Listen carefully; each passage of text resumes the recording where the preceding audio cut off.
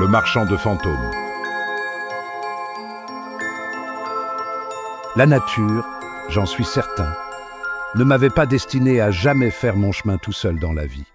Aussi, il y a des moments où je me demande si je ne rêve pas, si c'est bien vrai que j'ai passé 4 lustres de mon existence derrière un comptoir d'épicerie dans un quartier populeux de Londres et que c'est grâce à cela que je me suis enrichi, que j'ai conquis l'indépendance douce dont je jouis à l'heure actuelle et que je suis devenu le propriétaire de Gorestorp Grange. Mes habitudes sont éminemment conservatrices, mes goûts tout ce qu'il y a de plus aristocratique et de plus raffiné, et je nourris en outre un dédain profond pour la vulgaire roture. L'origine de notre famille, les Dodd, doit assurément remonter à la plus haute antiquité, puisqu'aucun auteur digne de foi m'a commenté leur apparition dans l'histoire d'Angleterre. D'ailleurs, une sorte d'instinct me dit bien que le sang d'un croisé coule dans mes veines, car aujourd'hui encore, après tant et tant d'années, des exclamations comme « Par Notre-Dame » me viennent tout naturellement aux lèvres, et je sens que, si les circonstances l'exigeaient, je serais capable de me dresser sur mes étriers et d'asséner à un infidèle, avec une masse, par exemple, un coup qui l'étonnerait d'une façon considérable. Gorestorp Grange est un château féodal, ou du moins était qualifié comme tel, sur l'annonce qui attira, pour la première fois, mon attention sur lui. Son droit à cet adjectif eut une répercussion notoire sur le prix qu'il me coûta, et les avantages que j'en ai retirés sont peut-être, à vrai dire, plus imaginaires que réels. Il m'est doux, néanmoins, de savoir que j'ai, dans mon escalier, des meurtrières à travers lesquelles je puis tirer des flèches, et c'est une grande satisfaction pour moi de songer que je possède un mécanisme compliqué me permettant de verser du plomb fondu sur la tête de ceux qui, par aventure, me viennent rendre visite. Ces choses sont en harmonie avec les penchants qui me sont particuliers, et je ne lésine pas pour les payer. Je suis fier de ma herse et de mon donjon. Il ne manque qu'une chose pour compléter le cachet moyenâgeux de ma demeure et établir la preuve irréfutable de son authenticité. Gorestorp Grange n'a pas de fantôme. N'importe qui, ayant des goûts et des idées à l'ancienne mode sur la façon dont de pareilles habitations doivent être agencées, aurait été désagréablement frappé d'un oubli semblable. Mais ce fut pour moi, étant donné la situation spéciale dans laquelle je me trouve, une véritable déception. Depuis ma plus tendre enfance, je me suis adonné avec passion à l'étude du surnaturel, et j'y crois fermement. J'ai dévoré tant d'histoires de revenants qu'il n'y a guère de livres sur ce sujet que je n'ai point savouré. J'ai appris l'allemand dans le seul et unique but d'étudier un livre sur la démonologie. Quand j'étais tout petit, je m'enfermais dans des chambres obscures, avec l'espoir d'y voir apparaître quelqu'un de ces redoutables croque-mitaines dont me parlait ma nourrice, pour me faire peur. Et le même sentiment est aussi prononcé en moi aujourd'hui qu'il l'était alors. Je vous laisse donc à penser si je fus fier, le jour où je compris que l'un des luxes que je pouvais m'offrir avec mon argent était un fantôme. Il est vrai qu'il n'était nullement question d'apparition dans l'annonce. Mais lorsqu'on m'eut fait passer en revue toutes ces murailles moisies, tous ces corridors ténébreux, je jugeais superflu de demander s'il y en avait, pensant bien que c'était une chose entendue. De même que l'existence d'un chenil laisse à supposer celle d'un chien, de même je considérais comme inadmissible qu'un séjour aussi propice ne fût pas hanté par une ombre inquiète. Grand Dieu, qu'a donc bien pu faire pendant tous ces siècles la noble famille à qui je l'ai achetée? Ne s'est-il donc jamais trouvé parmi elles un ancêtre assez fougueux pour avoir enlevé sa mie ou fait quelque autre coup d'éclat capable d'avoir engendré un spectre héréditaire? Rien que d'y songer, je frémis encore en écrivant. Pendant longtemps, je me cramponnais à l'espérance. Jamais rat ne poussa de cri derrière les lambris, jamais goutte de pluie ne tomba sur le plancher du grenier, sans qu'un frisson d'émoi ne me parcourût tout entier, sans que l'idée ne me vînt que j'avais enfin découvert la trace de quelque âme vagabonde. Dans ces moments-là, je ne ressentais pas la moindre frayeur. Si cela se passait la nuit, j'envoyais Madame Dodd, qui est une femme résolue, approfondir le mystère, pendant que je me couvrais la tête avec les draps et que j'attendais en proie au plus délicieux ravissement. Hélas, le résultat était invariablement le même. On finissait toujours par s'apercevoir que le bruit suspect était causé par une chose à ce point naturelle et banale que l'imagination la plus enfiévrée ne l'aurait pu revêtir d'un charme romanesque. Peut-être aurais-je fini par me résigner à cet état de choses si nous n'avions pour voisin un certain Jorrocks qui habitait la ferme de Havistock. Jorrocks est un gros bonhomme vulgaire et mesquin dont j'ai fait la connaissance uniquement parce que le hasard a voulu que ses champs fussent contigus à mon domaine. Et pourtant, bien que totalement incapable d'apprécier une rareté archéologique, cet homme est en possession d'un spectre tout à fait authentique et incontestable. L'existence de ce revenant ne remonte, je crois, qu'au règne de George II, époque à laquelle une jeune femme s'est coupé la gorge en apprenant la mort de son bien-aimé, tué à la bataille de Dettingen. Néanmoins, cela suffit à donner à la maison un air respectable. Jorrocks est tellement stupide qu'il n'a pas conscience de sa bonne fortune, et lorsqu'il fait allusion à son fantôme, il emploie un langage à faire frémir. Il est loin de se douter quelle convoitise éveille en moi chacun de ces gémissements et de ces longs sanglots nocturnes dont il parle avec tant d'objurgations superflues. Où irons-nous, grand Dieu, si l'on permet au spectre démocratique de déserter les propriétaires fonciers et d'annuler toutes les distinctions sociales en allant se réfugier dans les maisons de gens de rien? Heureusement pour moi, je possède une forte dose de persévérance. Cela seul pouvait m'élever jusqu'à la hauteur de ma sphère légitime, étant donné l'atmosphère défavorable dans laquelle j'ai passé la première partie de mon existence. Je comprenais maintenant qu'il me faudrait me procurer un fantôme par mes propres moyens, puisque Gorestorp Grange n'en avait aucun à m'offrir. Mais comment m'y prendre? Nous n'en avions pas la moindre idée, ma femme ni moi. J'avais appris, au cours de mes lectures, que les phénomènes de ce genre sont généralement la conséquence d'un crime. Mais quel crime fallait-il au juste commettre, et qui devait s'en rendre l'auteur? Une solution barbare se présenta à mon esprit. On pourrait peut-être, moyennant finance, décider Watkins le majordome à s'immoler lui-même ou immoler quelqu'un d'autre pour la bonne renommée du château. Je tentai une fois de lui exposer ce projet, un peu comme si je voulais simplement plaisanter, mais il ne me parut pas l'envisager d'un œil favorable. Les autres serviteurs se rangèrent à son avis. Tout me porte à le croire, du moins, car autrement je ne m'explique pas pourquoi ils me rendirent tous leur tablier le soir même. « Mon ami, » me raconta madame Dodd un jour après déjeuner, tandis que je buvais une tasse de cervoise. J'aime les bons vieux noms. « Mon ami, l'odieux fantôme de Jorrocks a encore parlé. »« Eh bien, laisse-le parler tant qu'il voudra, » répondis-je avec insouciance. Madame Dodd frappa quelques notes sur son épinette et regarda pensivement le feu. « Écoute, Argentine, » me dit-elle enfin en me donnant le petit nom d'amitié que nous avions pour habitude de substituer à mon véritable nom de Silas. « Il faut que nous fassions venir un revenant, de Londres. »« Comment peux-tu dire des insanités pareilles, Mathilda ?» me récriai-je avec sévérité. « Qui veux-tu qui nous procure une chose pareille ?»« Mon cousin, Jack Broquette, s'en chargerait bien, » me répliqua-t-elle sur un ton confidentiel. Or, ce cousin de Mathilda suscitait entre nous des discussions fréquentes. C'était un jeune garçon intelligent, mais débauché, qui avait tâté de bien des métiers et à qui la persévérance avait toujours manqué pour réussir dans aucun. Il occupait à cette époque un logement à Londres et se donnait comme agent d'affaires.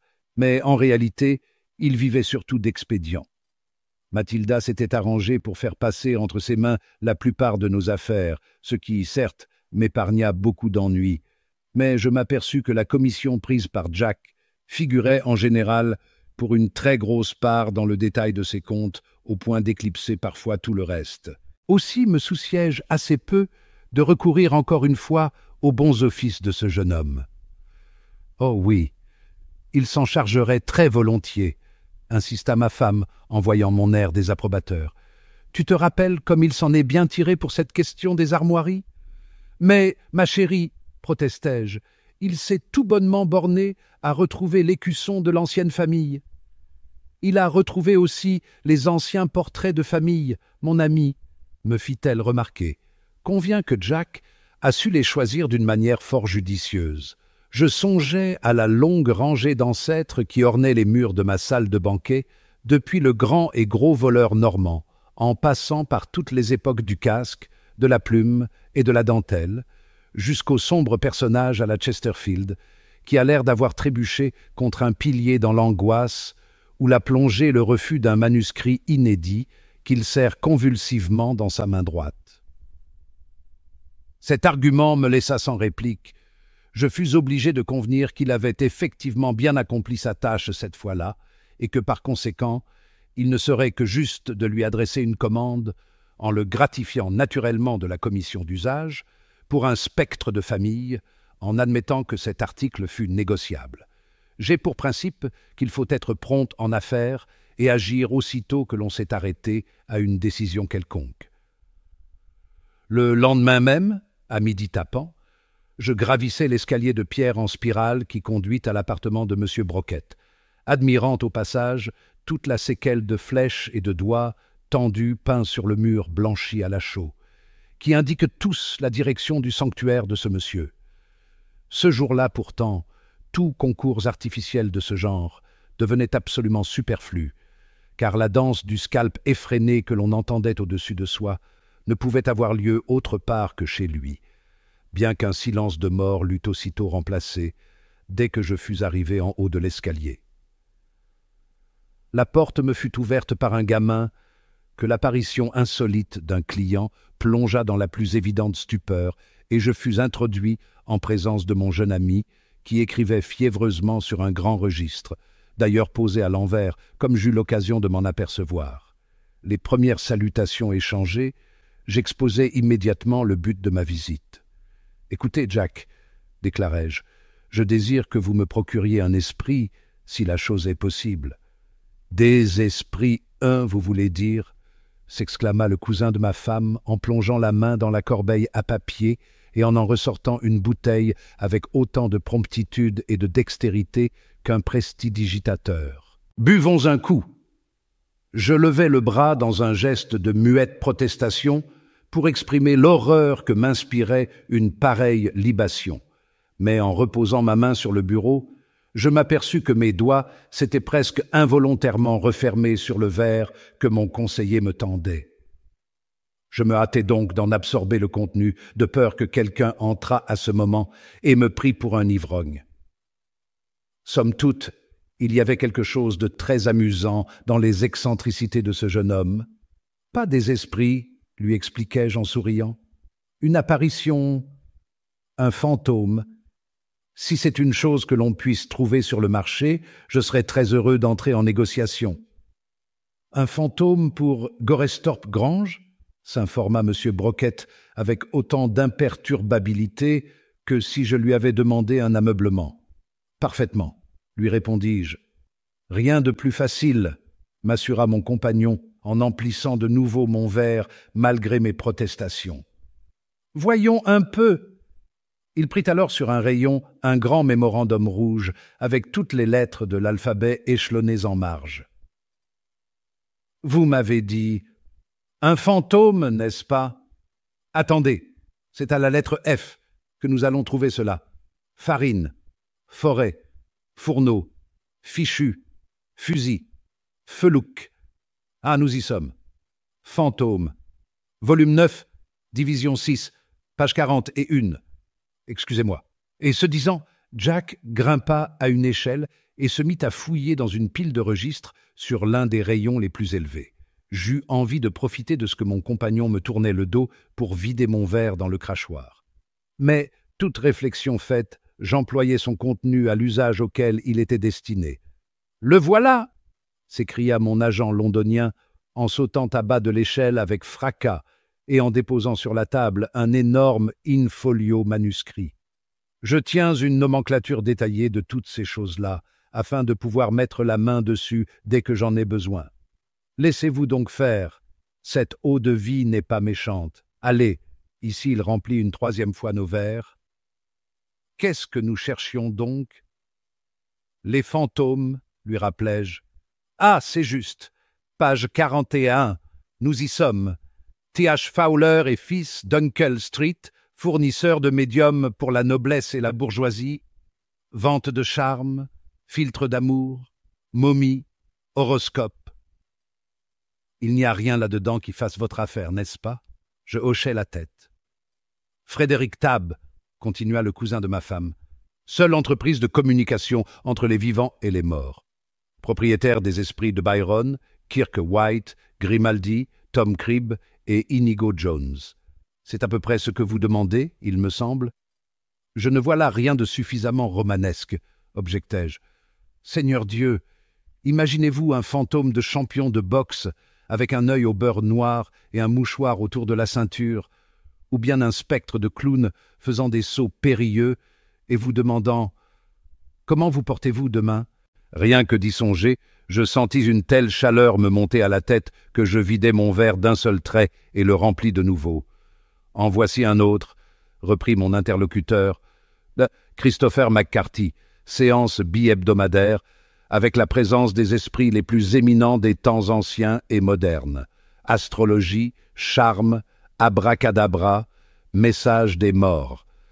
Il pourrait peut-être nous être utile, mais je vais me mettre en campagne dès demain, et j'irai voir plusieurs de ces individus. Je sais où les trouver, et ce serait bien le diable si je ne vous dénichais pas quelque chose à bon marché. Voilà donc l'affaire réglée, conclut-il en jetant le registre dans un coin. Et à présent, nous allons boire un coup. Nous en bûmes même plusieurs, à ce point que le lendemain matin, mes facultés inventives étaient encore assoupies, et que j'éprouvais une certaine difficulté à expliquer à Madame Dodd pourquoi j'avais accroché mes chaussures et mes lunettes à une patère avec mes vêtements, avant de me coucher. Les nouvelles espérances qu'avait réveillées en moi l'attitude pleine de confiance avec laquelle mon agent avait entrepris de négocier mon affaire me permirent de vaincre la réaction produite par l'alcool, et j'arpentais les corridors et les salles anciennes, essayant de me représenter quel aspect aurait ma future emplette, et cherchant quelle partie du château serait le mieux en harmonie avec ces apparitions. Après avoir mûrement réfléchi, je finis par opter pour la salle de banquet. C'était une longue salle basse, aux murs tendus d'une tapisserie de valeur et garnie d'intéressantes reliques provenant de l'ancienne famille à laquelle elle avait appartenu. La lueur du feu, se jouant sur les cottes de mailles et l'attirail guerrier qui s'y trouvait, l'emplissait de reflets indécis, et le vent soufflait sous la porte, agitant les tentures avec un bruissement effrayant. À l'une des extrémités s'érigeait l'estrade surélevée où l'on avait jadis coutume de dresser la table du Seigneur et de ses hôtes, tandis qu'en descendant une couple de marches, on arrivait à la partie plus basse de la salle, où les vassaux et les serviteurs faisaient bombance. Il n'y avait par terre aucune espèce de tapis, mais à la place, et sur mon ordre, on y avait étalé de la paille. Dans la salle tout entière, rien, absolument rien, ne rappelait que l'on vivait au XIXe siècle, exception faite, néanmoins, pour ma vaisselle en argent massif aux armoiries retrouvées, qui était disposée sur une table en chêne placée au centre. Je résolus donc que cette salle deviendrait la salle hantée au cas où le cousin de ma femme réussirait dans ses négociations avec les marchands d'esprits. Il ne me restait plus désormais qu'à attendre patiemment des nouvelles de ces recherches. Au bout de quelques jours, je reçus une lettre qui, pour être courte, n'en était pas moins encourageante. Elle était griffonnée au crayon sur le verso d'une affiche de théâtre et paraissait avoir été cachetée à l'aide d'un fouloir à tabac. « Je suis sur la piste », m'annonçait ce billet. « On ne peut rien trouver, dans le genre que vous cherchez chez un spirit professionnel. Mais j'ai rencontré hier chez un liquoriste quelqu'un qui m'a assuré pouvoir vous fournir ce que vous désiriez. Je vais vous l'envoyer, sauf avis contraire de votre part. Dans ce cas, il faudrait me prévenir par dépêche. Cet individu s'appelle Abrahams, et il a déjà traité une ou deux affaires comme la vôtre. » La lettre se terminait par quelques allusions incohérentes à un chèque à payer, et elle était signée « Votre affectueux cousin, Jack Brockett ». Inutile de dire que je ne télégraphiais aucun contre-ordre et que j'attendis avec une impatience fébrile l'arrivée de ce monsieur Abrahams. Malgré la foi que j'avais dans le surnaturel, j'avais peine à croire qu'un simple mortel eût assez d'empire sur le monde des esprits pour pouvoir en faire le commerce et les troquer prosaïquement contre du vil métal de ce bas monde.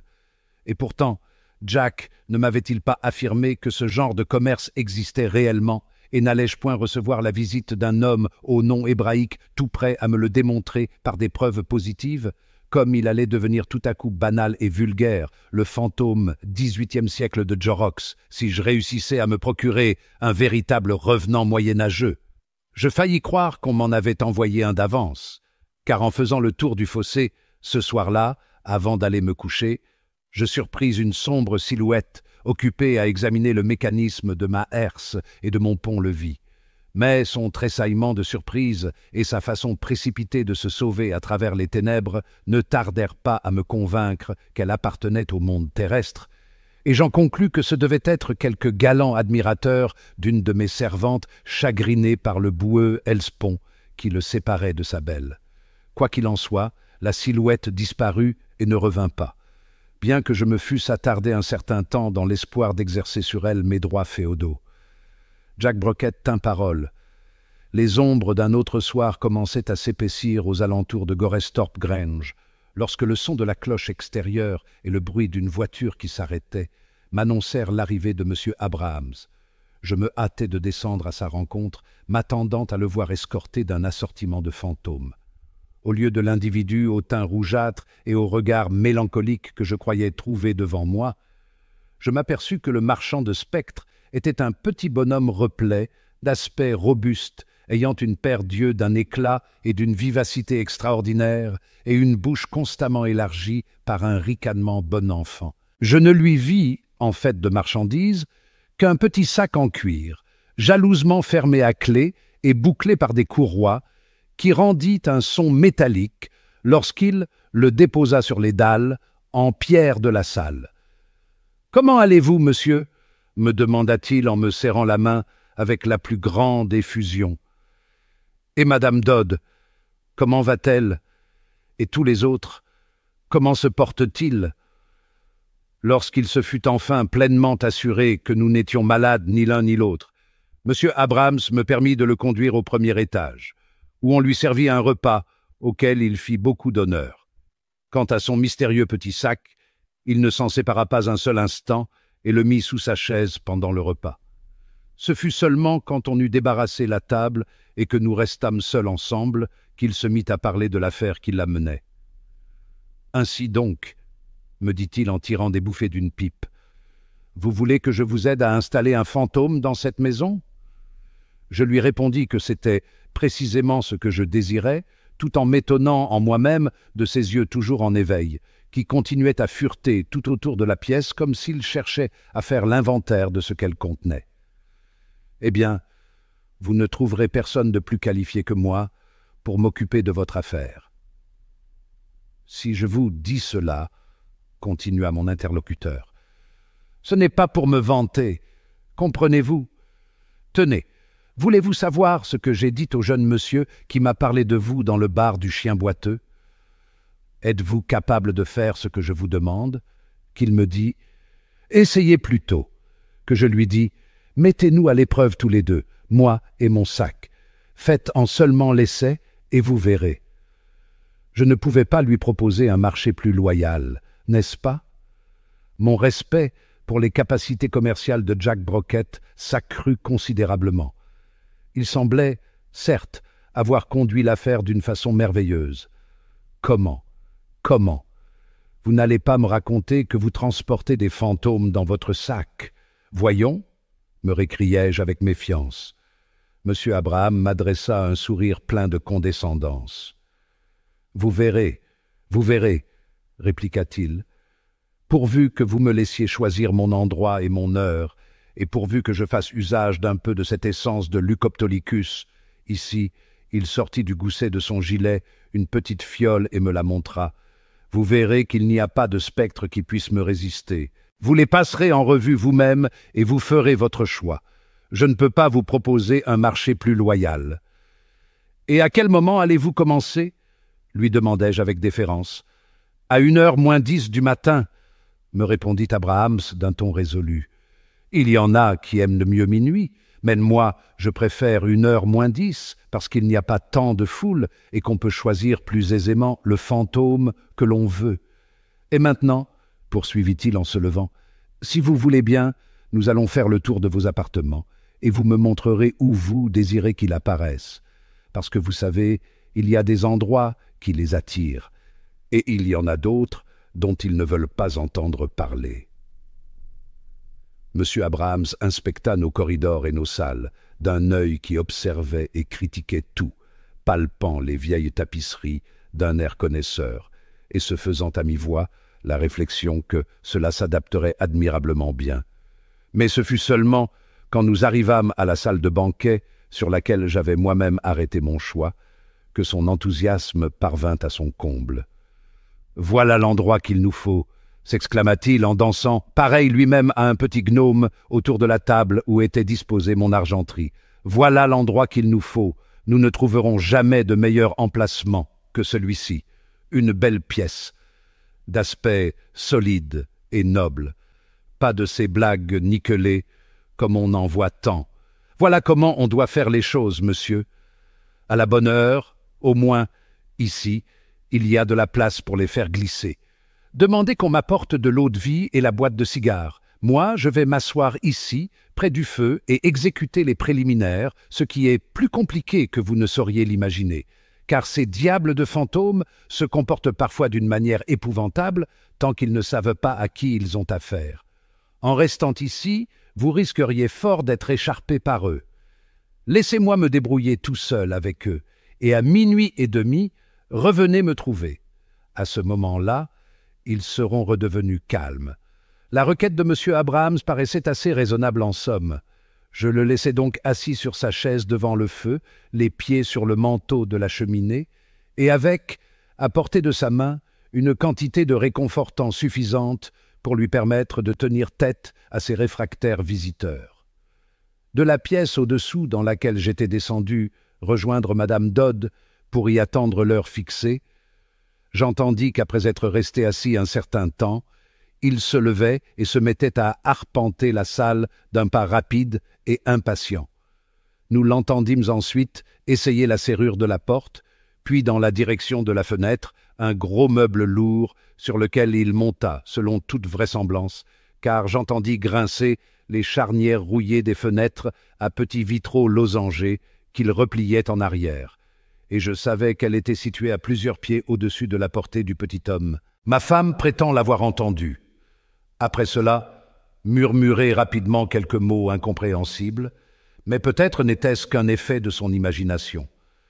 J'avoue que je commençais à me sentir plus impressionné que je n'aurais supposé l'être en pareille circonstance. Une sorte de crainte respectueuse s'emparait de moi à la pensée de cet homme seul, debout, à la fenêtre ouverte, et convoquant les esprits d'outre-tombe qui flottaient dans les ténèbres du dehors. Aussi eus-je grand-peine à dissimuler à Mathilda l'émotion grandissante qui s'emparait de moi à mesure que je voyais l'aiguille de la pendule se rapprocher de la demie de minuit, heure à laquelle il était convenu que j'irais retrouver mon hôte pour partager avec lui sa veillée. Lorsque j'entrai, je le trouvai réinstallé dans sa position première, et il ne subsistait dans la salle aucun désordre susceptible de confirmer les mystérieuses allées et venues dont le bruit m'était parvenu aux oreilles à travers le plafond. Seule sa figure joufflue était empourprée comme s'il venait de se livrer à quelque violent exercice. « Tout va-t-il comme vous le désirez ?» lui demandai-je dès que je fus entré, en prenant un air aussi insouciant que possible, mais en jetant malgré moi un coup d'œil alentour pour voir si nous étions bien seuls. « Je n'ai plus besoin que de votre concours pour terminer, » me répondit M. Abrahams d'une voix solennelle. « Asseyez-vous près de moi et prenez aussi un peu de cette essence de Lucoptolicus, grâce à laquelle tombent les écailles qui obscurcissent nos yeux d'humains. Quoi qu'il vous arrive de voir, ne prononcez pas une parole, ne faites pas un geste, de peur de rompre le charme. » Ses manières étaient devenues beaucoup plus douces, et la vulgarité de cockney qui le caractérisait habituellement avait tout à fait disparu. Je m'assis sur la chaise qu'il m'indiquait, et j'attendis les événements. Mon compagnon écarta autour de nous la paille qui jonchait le sol, et, se mettant par terre, sur les genoux et sur les mains, décrivit, à l'aide d'un morceau de craie, un demi-cercle dans lequel nous étions enfermés ainsi que l'âtre. Sur le bord de ce demi-cercle, il traça divers signes hiéroglyphiques qui n'étaient pas sans présenter quelque ressemblance avec ceux du zodiaque.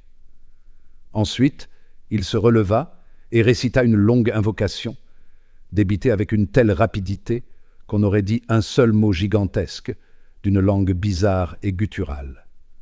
Ayant terminé cette prière, si toutefois c'en était une, il sortit la petite fiole qu'il m'avait déjà montrée et versa dans un récipient de verre 2 cuillerées à café d'un liquide clair et transparent qu'il me tendit en m'invitant à le boire. Ce liquide avait une odeur légèrement douce, assez analogue à l'arôme de certaines espèces de pommes. J'hésitai un instant avant d'y porter mes lèvres, mais le geste impatient que fit mon compagnon acheva de vaincre ma méfiance, et j'absorbai le contenu d'un seul trait.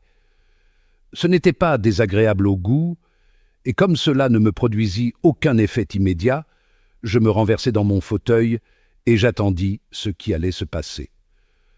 Monsieur Abrahams s'assit à côté de moi, et je sentis qu'il observait de temps en temps ma physionomie, tout en répétant d'autres incantations dans le genre de la première. Une sensation de chaleur et de langueur délicieuse recommença peu à peu à s'emparer de moi, provenant sans doute en partie du feu qui brûlait dans la cheminée et en partie d'une autre cause inexplicable. Une invincible envie de dormir m'appesantit les paupières et, dans le même instant, ma cervelle se mit à travailler avec rapidité, évoquant toute une foule d'idées charmantes et ingénieuses. J'étais en proie à un tel état d'engourdissement que, tout en ayant conscience que mon compagnon me mettait la main sur la région du cœur, comme pour tâter comment il battait, je ne fis aucun effort pour l'en empêcher, et ne lui demandai même pas d'explication sur sa manière d'agir. Tous les objets qui se trouvaient dans la salle se mirent à tourner en une sorte de danse très lente autour de moi. La grande tête d'élan qui était à l'autre bout se mit à se balancer solennellement en avant et en arrière, tandis que les plateaux massifs qui ornaient les tables exécutaient des cotillons avec le seau à glace et le surtout. Ma tête était si lourde qu'elle retomba mollement sur ma poitrine, et j'aurais certainement perdu connaissance si je n'avais été rappelé à la réalité des choses par le bruit d'une porte qui s'ouvrait à l'autre extrémité de la salle. Cette porte donnait sur l'estrade élevée qui, ainsi que je l'ai précédemment expliqué, était autrefois exclusivement réservée au maître du logis. Pendant qu'elle tournait avec lenteur sur ses gonds, je me redressais sur mon fauteuil, me cramponnant au bras et regardant, les yeux fixes et remplis d'horreur, le couloir sombre qui se trouvait au dehors. Quelque chose avançait le long de ce couloir, quelque chose d'informe et d'intangible, mais enfin quelque chose. Obscur et tout environné d'ombre, je le vis, ce quelque chose, passer sur le seuil, tandis qu'une bouffée d'air glacé s'engouffrait dans la salle, semblant me traverser de part en part et me geler le cœur. J'eus conscience d'une présence mystérieuse, puis je l'entendis parler d'une voix semblable au gémissement d'un vent d'est à travers les pins sur les rivages d'une mer désolée. La voix disait « Je suis l'invisible non-entité, j'ai des affinités multiples et je suis excessivement subtil. Je suis électrique, magnétique et esprit. Je suis le grand pousseur de soupirs éthérés. Je tue les chiens. Mortel, veux-tu me choisir ?» Je fus sur le point de prendre la parole pour répondre, mais il me sembla que les mots s'étranglaient dans ma gorge, et avant que j'aie pu réussir à les exprimer, l'ombre flotta à travers la salle et disparut à l'autre bout, dans l'obscurité, tandis qu'un long soupir plein de mélancolie s'exhalait dans la pièce. Je dirigeai à nouveau mes yeux vers la porte, et à ma grande surprise, je vis une vieille femme très petite qui s'avançait en clopinant le long du couloir et entrait dans la salle. Elle fit d'abord plusieurs pas en avant et en arrière, puis s'accroupissant au bord même du cercle marqué sur le sol. elle découvrit sa figure, dont l'expression horrible et maligne me restera toujours gravée dans la mémoire. Toutes les passions malsaines semblaient avoir laissé leur empreinte sur cette physionomie repoussante. « Ah! Ah !» hurla-t-elle, tendant ses mains desséchées, pareilles aux serres d'un oiseau immonde. « Vous voyez qui je suis? Je suis l'infernale mégère. Je porte de la soie, couleur tabac. Mes malédictions s'abattent sur les gens au moment où ils s'y attendent le moins. Walter Scott s'est montré très flatteur vis-à-vis de moi. Veux-tu que je t'appartienne, mortel? Je m'efforçais de secouer négativement la tête avec horreur. Ce que voyant, elle fit le geste de me frapper avec sa béquille et disparut en proférant un hurlement affreux. Cette fois, mes yeux se reportèrent tout naturellement vers la porte, et ce fut presque sans surprise que je vis un homme de haute taille et de noble prestance faire, à son tour, son entrée. Sa figure était d'une pâleur de cire, mais surmontée de cheveux noirs qui lui retombaient en boucles dans le dos. Une courte barbe en pointe lui masquait le menton. Il était habillé, avec des vêtements peu ajustés, qui semblaient leur fait de satin jaune, et il avait une large collerette blanche autour du cou. Il traversa la salle à grandes enjambées lentes et majestueuses, puis se tournant vers moi, il m'adressa la parole d'une voix douce et délicieusement modulée. « Je suis le mousquetaire, déclara-t-il. Je transperce, et je suis transpercé. Voici ma rapière. J'émets un bruit d'acier entrechoqué. Ceci est une tache de sang que j'ai sur le cœur. Je sais faire entendre des gémissements caverneux. Je suis patronné par beaucoup de vieilles familles conservatrices. Je suis l'antique apparition des vieux manoirs. Je travaille seul ou en compagnie de damoiselles hurlantes. » Il inclina la tête avec courtoisie comme s'il attendait ma décision, mais le même suffoquement qu'auparavant m'empêcha de parler, et m'ayant adressé une profonde révérence, il disparut. À peine s'était-il retiré qu'une sensation d'horreur intense me saisit. Je venais de remarquer la présence dans la salle d'une créature fantomatique, aux contours imprécis et de proportions inappréciables. Tantôt, elle me semblait remplir la pièce entière, tantôt, au contraire, elle devenait invisible, mais j'avais toujours la sensation très nette qu'elle était là. Sa voix, quand elle se mit à parler, était tremblante et orageuse. Elle dit « Je suis celui qui laisse des traces de pas humides et qui répand des gouttes de sang. Je fais retentir un bruit de pas dans les corridors. Charles Dickens a fait allusion à moi. Je produis des sons étranges et désagréables. Je dérobe les lettres et serre les poignets des gens avec des mains invisibles. Je suis gai. Je lance des éclats de rire hideux. Faut-il que j'en jette un maintenant pour t'en faire juge? J'ai levé la main pour lui signifier que non, mais trop tard pour empêcher son rire discordant de se répercuter dans la salle. Avant que j'aie pu abaisser à nouveau le bras, l'apparition avait disparu. Je tournai la tête vers la porte, juste à temps pour voir un homme entrer d'une manière furtive et précipitée. C'était un gaillard solide, au teint hâlé, avec des boucles d'oreilles et un foulard espagnol noué autour du cou. Il avait la tête penchée sur la poitrine, et toute son attitude était celle de quelqu'un affligé par un remords intolérable. Il se mit à se promener rapidement de long en large, comme un tigre en cage, et je remarquai qu'il tenait dans une de ses mains un couteau ouvert, tandis que, de l'autre, il serrait quelque chose qui ressemblait à un morceau de parchemin. Sa voix, lorsqu'il parla, était profonde et sonore. « Je suis l'assassin. Je suis un bandit. Je rampe quand je marche. J'avance sans bruit. Je connais quelque peu les Caraïbes espagnols. Je peux faire l'affaire du trésor perdu. J'ai des cartes marines. Je suis vigoureux et bon marcheur. Je suis capable de hanter un grand parc. » Il me considéra d'un air suppliant, mais avant d'avoir pu faire un signe, je fus pétrifié d'épouvante par l'horrible spectacle que je vis à la porte. C'était un homme de très haute taille, si toutefois l'on peut dire un homme, car ses os décharnés passaient à travers sa peau rongée, et sa figure avait une teinte gris de plomb.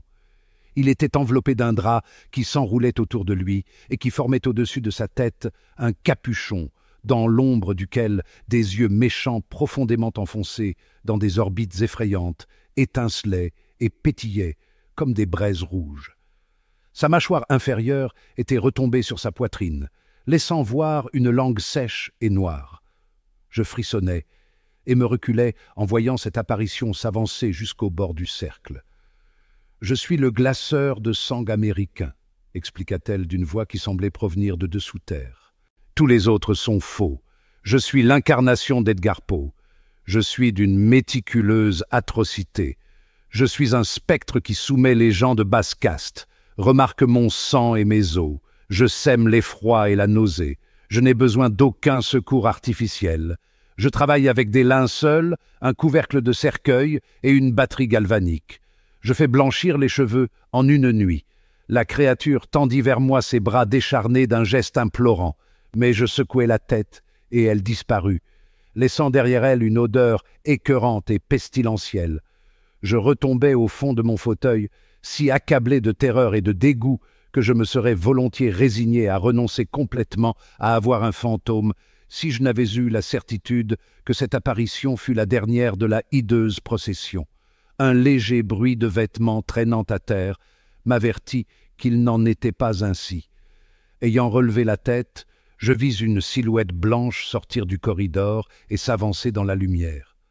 Comme elle franchissait le seuil, je constatai que c'était celle d'une jeune et jolie femme vêtue à la mode d'une époque disparue. Elle tenait ses mains jointes devant elle, et son visage pâle et fier portait des marques de passion et de souffrance. Elle traversa la salle, et sous le glissement léger de ses pas, s'éleva un bruit doux, pareil au bruissement des feuilles d'automne, puis, tournant vers moi ses yeux, remplis d'une tristesse indicible, elle me dit « Je suis la plaintive et la sentimentale, la jolie et la maltraitée. J'ai été abandonnée et trahie.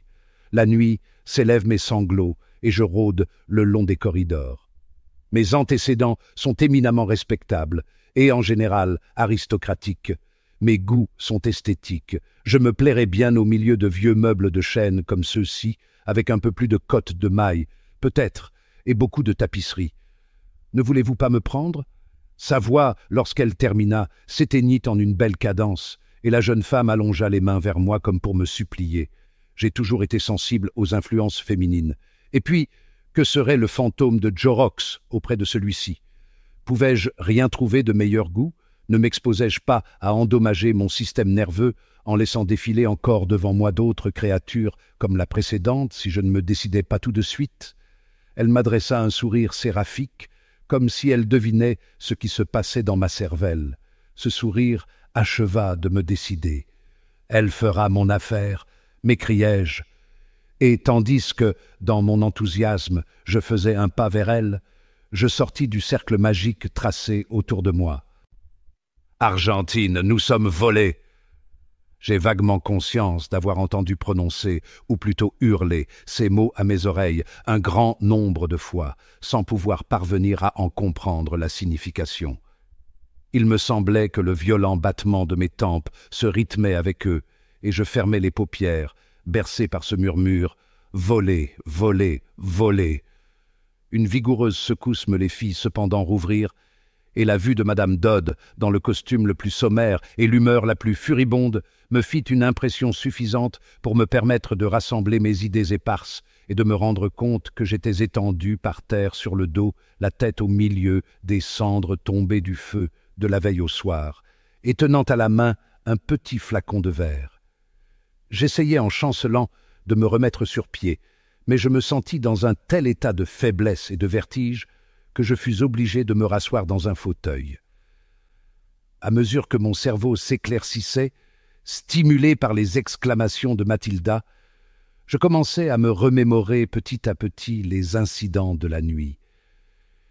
Il y avait là la porte par laquelle avaient défilé les visiteurs surnaturels, là, la boîte à cigares et la bouteille d'eau-de-vie qui avaient eu l'honneur de recevoir les attentions de M. Abrahams. Mais le clairvoyant lui-même, où était-il donc? Et qu'était-ce que cette fenêtre d'où pendait extérieurement une corde?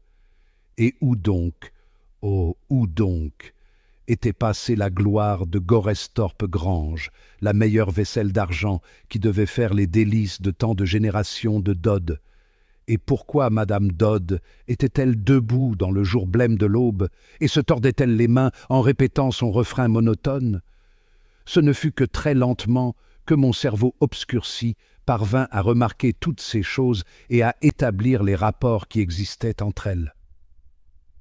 Lecteur, je n'ai jamais revu Monsieur Abraham depuis lors, je n'ai jamais revu la vaisselle d'argent avec l'écusson de famille retrouvé. Et ce qui est pire que tout le reste, je n'ai jamais entrevu une seconde fois le spectre mélancolique à la robe traînante, et je ne suppose pas que cela m'advienne jamais à l'avenir. Il est de fait que mon aventure de cette nuit mémorable m'a guéri pour toujours de ma manie du surnaturel et m'a tout à fait réconcilié avec l'idée d'habiter un morne édifice de Londres, et auquel songe depuis longtemps Madame Dodd. Quant à l'explication de ce qui s'est passé, c'est une chose qui donne le champ libre à plusieurs hypothèses. Que M. Abrahams, le chasseur de fantômes, fut le même individu que Jenny Wilson, alias le cambrioleur de Nottingham, c'est une supposition que l'on considère à Scotland Yard comme plus que probable, et il est certain que le signalement de ce remarquable filou concorde fort bien avec la physionomie de mon visiteur. On ramassa le lendemain dans un champ voisin le petit sac en cuir dont j'ai donné la description, et l'on s'aperçut qu'il renfermait un assortiment de premier ordre de pinces Monseigneur et de mèches anglaises. Des empreintes de pas profondément marquées dans la boue du fossé montraient qu'un complice resté en bas avait reçu le sac de précieuse argenterie qui avait été descendu par la fenêtre ouverte. À n'en point douter, les deux coquins cherchaient un coup à faire, avaient entendu les indiscrètes demandes de renseignements faites par Jack Brocket et avaient promptement profité de l'aubaine. Et maintenant, en ce qui concerne mes visiteurs moins substantiels et la vision curieuse et grotesque que j'ai eue, dois-je l'attribuer à quelque réel pouvoir occulte de mon ami de Nottingham? J'ai pendant longtemps conservé des doutes sur ce point, et j'ai fini par m'efforcer de résoudre le problème en consultant un médecin et analyste bien connu, et en lui envoyant les quelques gouttes de prétendue essence de Leucoptolicus qui restaient dans mon flacon. Voici la lettre que j'ai reçue de lui, trop heureux encore de pouvoir terminer mon récit par les paroles pondérées d'un savant. Monsieur Argentine Dodd, Les Ormes, Brixton, Arundel Street. Monsieur, votre cas fort singulier m'a vivement intéressé. La bouteille que vous m'avez envoyée contenait une forte solution de chloral, et la quantité que vous en avez absorbée d'après ce que vous me dites doit s'élever à au moins 80 grammes d'hydrate pur. Cela vous a mis, bien entendu, dans un état d'insensibilité partielle et vous a fait passer peu à peu dans le complet coma. Dans le demi-évanouissement provoqué par l'intoxication du chloral, il n'est pas rare que des visions circonstanciées et bizarres se présentent, et cela plus particulièrement chez ceux qui ne sont pas habitués à se servir de ce médicament. Vous m'écrivez que vous aviez l'esprit saturé de littérature traitant de fantômes et que vous preniez depuis longtemps un intérêt morbide à les classifier et à vous rappeler les diverses formes sous lesquelles on raconte que ces apparitions se révèlent. Souvenez-vous en outre que vous étiez préparé à voir quelque chose de cette nature et que vous aviez mis votre système nerveux dans un état de tension pas naturel. Étant donné ces circonstances, j'estime que, loin de trouver étrange ce qui vous est arrivé, quiconque a fait des études sur les narcotiques aurait trouvé plutôt matière à s'étonner si vous n'aviez pas ressenti certains effets de ce genre. Agréez, monsieur, l'expression de mes sentiments les plus distingués, Dr. T. E. Stube.